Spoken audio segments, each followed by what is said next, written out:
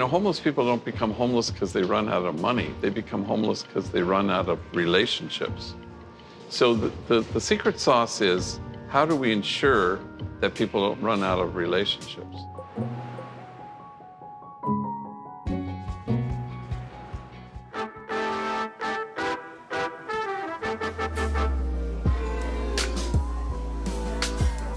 So here we are in the cafe, and one of the things that's so interesting to me is how your model includes the community. Yeah.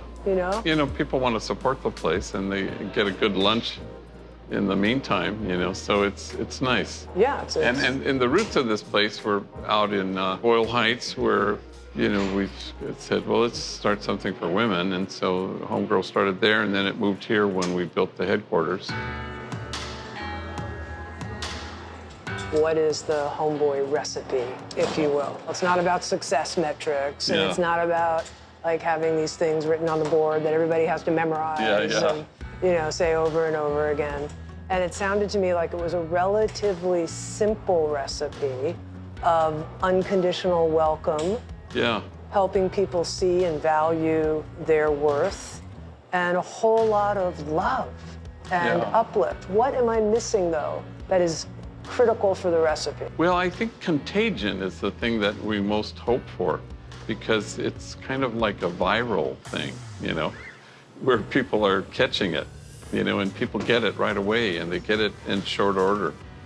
Because I don't think it's about message, and it's not about messenger. It's about culture and environment and people putting themselves in the vicinity of this thing. And then it just catches. And then you don't have to be the sole messenger of the mission, nor do you have to have a memorized slate of principles. Right. Everybody is involved in, it's the relationship that heals.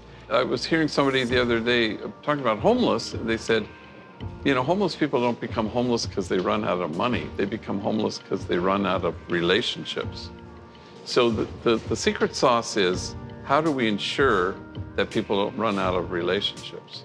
And so everybody's engaged in that, not one person, not one set of principles, but everybody is doing that and really making sure that people don't run out of relationships. And I think that's a parallel to what happens here.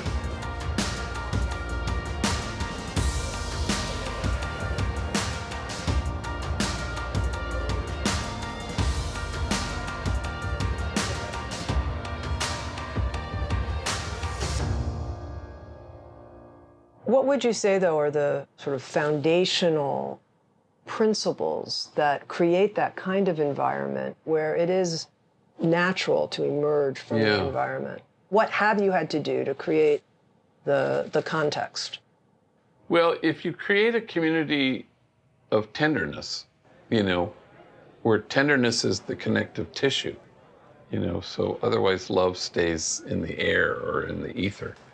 But when it becomes tender, all of a sudden we're connecting.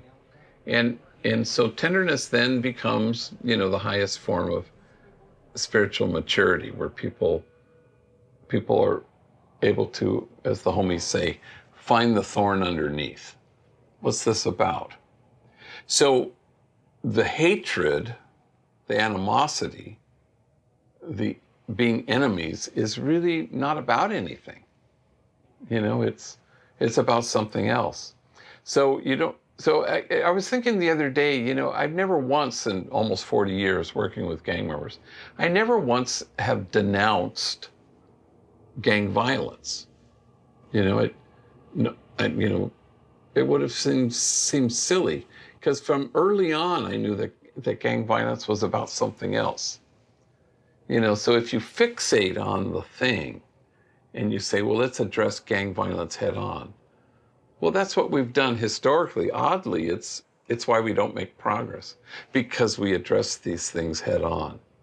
But once you get underneath and you say, well, what language is this violence speaking? Well, then you start to address the lethal absence of hope.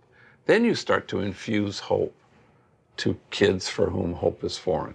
So then you try to, heal damage or deliver mental health services. Because the violence is about something else, Now, you may want to address hate, but the reason we don't make progress is because it's about health. It's about hope. It's about wound. And so that's a different thing. And Homeboy has taught me that. The gang members have taught me that.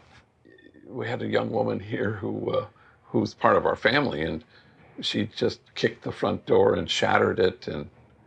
And then people were up in arms, and oh my God, after all Homeboy has done for her, Well, I didn't for a moment think that. She's on meth. She stopped taking her meds. She's not well. I didn't, it wasn't hate. It was health that was at issue. So then that's the kind of mystical view where you can see who she is, and you get underneath, and you don't demonize her. And she's not well, and none of us are well until all of us are well.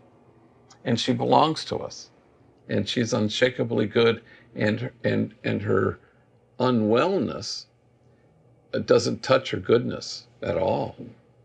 So that's a parallel for me, because we don't make progress because we don't name things correctly. We think it's about hate, and it's really about health, and nobody healthy has ever hated in the history of the world, I don't think.